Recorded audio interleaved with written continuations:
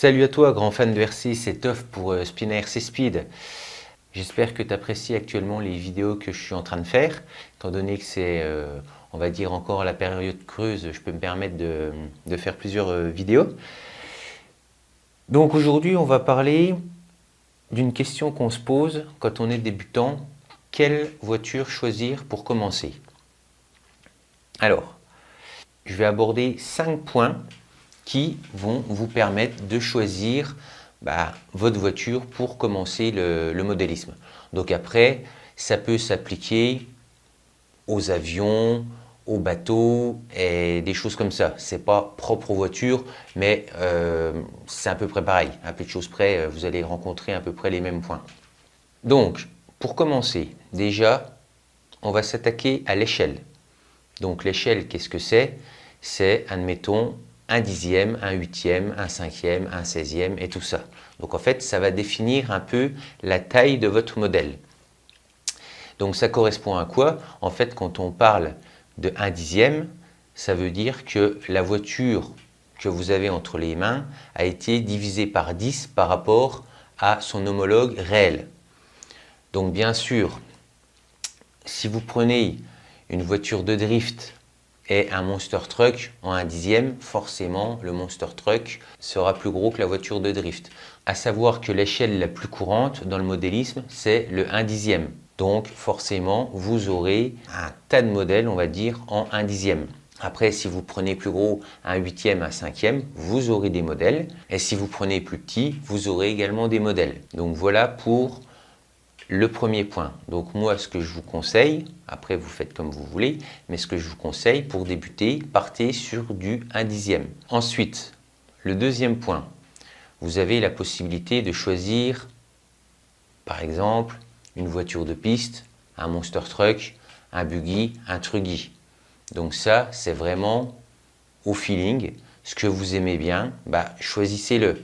Mais sachez que vous avez différents modèles et différents types de modèles. Un conseil qui peut être apporté également, si vous prenez une piste, il va falloir rouler sur quelque chose, on va dire, de propre, c'est-à-dire gymnase, route, mais bien plate. Parce qu'il faut savoir que si vous prenez, admettons, une piste 1 dixième, le moindre caillou sur la route, ça risque de toucher, suivant le modèle que vous prendrez.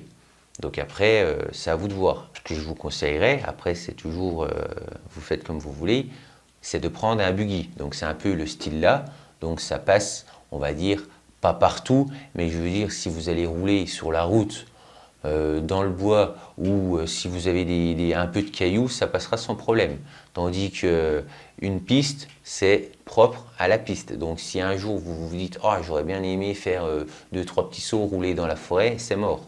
Donc partez à la rigueur sur un buggy. Le troisième point, qui n'est pas négligeable, on va dire, c'est si vous la voulez en version électrique ou thermique. Donc, tous les deux ont, entre guillemets, leur avantage et, je ne vais pas dire tous les deux ont leur inconvénient, mais il faut dire que personnellement, je préfère l'électrique au thermique. Après, bien avant, j'étais dans le thermique et j'adorais le thermique. Mais c'est vrai qu'avec maintenant ce qu'on fait en électrique, des fois, il n'y a pas trop à réfléchir si vous débutez. Parce qu'il faut savoir que l'électrique, vous avez des batteries, vous allez recharger des batteries. Donc une fois que vous avez, on va dire, allez, 1, 2 batteries, voire 3 ou plus pour ceux qui ont envie vraiment d'acheter des batteries, vous les rechargez et vous êtes prêt, vous pouvez rouler quasiment toute la journée, quoi. En exagérant, même si vous avez un chargeur de voiture, vous pourrez faire un roulement et vous pourrez quasiment rouler tout le temps. Par contre, il va falloir acheter des litres de nitrométhane ou d'essence. Donc après, ça consomme, on va dire, pas mal. Sachant que le prix du litre, c'est pas, on va dire, 1,50 €, hormis pour celle qui tourne à l'essence. Mais le nitrométhane, vous comptez, allez, bonnement 8 fois plus cher. Donc après, si vous voulez faire une journée non-stop de thermique, va falloir un peu aligner entre guillemets les billets. Donc quand on débute, c'est pas forcément ce qu'on a envie de faire. Bon, après, il y a des gens qui peuvent se le permettre, mais je veux dire, quand vous débutez, essayez de rester dans un budget raisonnable, parce que si toutefois ça ne vous plaît pas, au moins vous aurez dépensé moins que certaines personnes. Le quatrième point, une fois que vous avez choisi votre modèle, donc après, essayez de partir sur des marques reconnues. Alors pourquoi reconnues? Tout simplement parce que ces marques-là, ça fait des années qu'elles sont sur le marché, elles ont entre guillemets beaucoup de revendeurs et elles peuvent se permettre de produire des pièces de rechange en cas de problème. Quand vous achetez des marques pas très connues ou des marques pas du tout connues, vous risquez d'avoir un problème si vous cassez quelque chose. Non-disponibilité des pièces ou alors tout simplement le constructeur vend la voiture et il n'y a pas de pièces derrière. Le cinquième point, après ça va être les accessoires qu'il va vous falloir pour faire entre guillemets tourner votre voiture. Donc en électrique, ça va être les batteries et en thermique, ça va être l'essence, le chauffe-bougie, le banc de démarrage si vous voulez ça. Donc après, prenez bien en compte tous les accessoires nécessaires pour faire fonctionner votre véhicule dans votre budget.